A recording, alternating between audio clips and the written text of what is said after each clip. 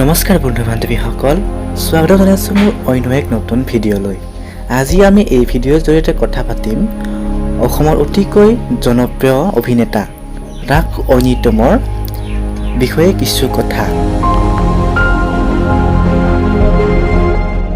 ৰাগ ঐনিতমৰ জন্ম ক'ত আৰু কেতিয়া হৈছিল, তেওঁৰ ঘৰ ক'ত, আজি এইবোৰ সকলো কথা জানিবৰ বাবে এই ভিডিঅ'টো শেষলৈকে চাব। আৰু যদি এই ভিডিঅ'টো চাই ভাল লাগে তেনেহ'লে লাইক, কমেণ্ট, শ্বেয়াৰ আৰু ছাবস্ক্ৰাইব কৰিবলৈ নাপাহৰিব। বলক তেনেহ'লে আজিৰ ভিডিঅ'টো আৰম্ভ কৰোঁ।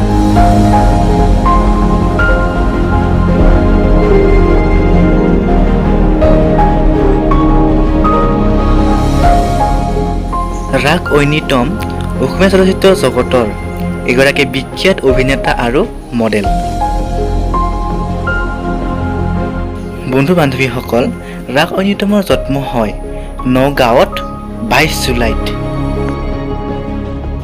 বৰ্তমান ৰাগ ঐনিতমৰ ঘৰত মা, দেউতা আৰু ৰাগ ঐনিতমৰ পত্নীৰ লগতে ৰাগ ঐনিতম আৰু তেওঁৰ বা এজনী আছে।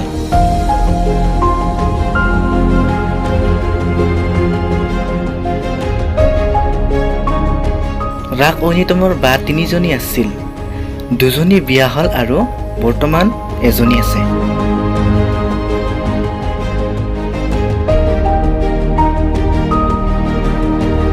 তেওঁ অসমীয়া ধাৰাবাহিক আৰু ভ্ৰাম্যমাণ থিয়েটাৰতো অভিনয় কৰি আহিছে।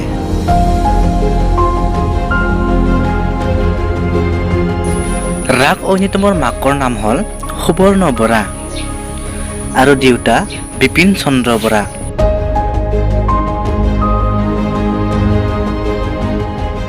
তেওঁৰ পত্নীৰ নাম হ'ল স্বপ্নালী চুদ।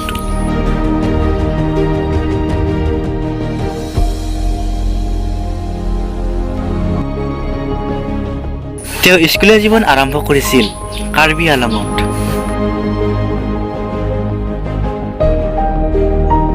কিন্তু তেওঁৰ দেউতাকৰ চাকৰিৰ বাবে বিভিন্ন ঠাইত স্কুল কলেজ সলনি কৰিবলগীয়া হৈছিল।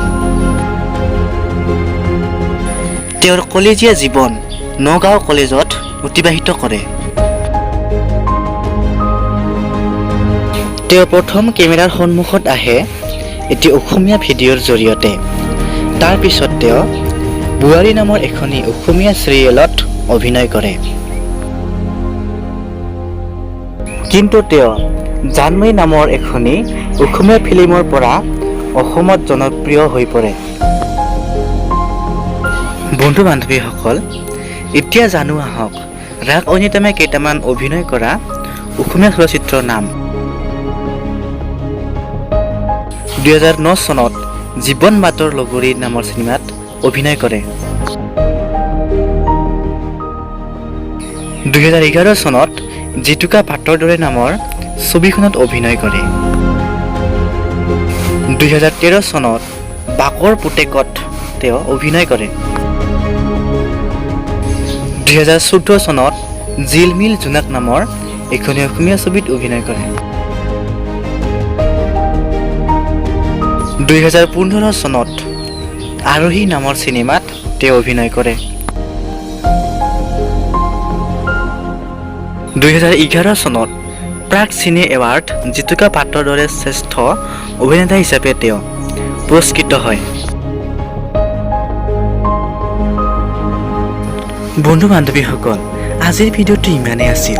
যদি ভিডিঅ'টো চাই ভাল লাগিল তেনেহ'লে লাইক, কমেণ্ট, শ্বেয়াৰ আৰু ছাবস্ক্ৰাইব কৰিবলৈ নাপাহৰিব।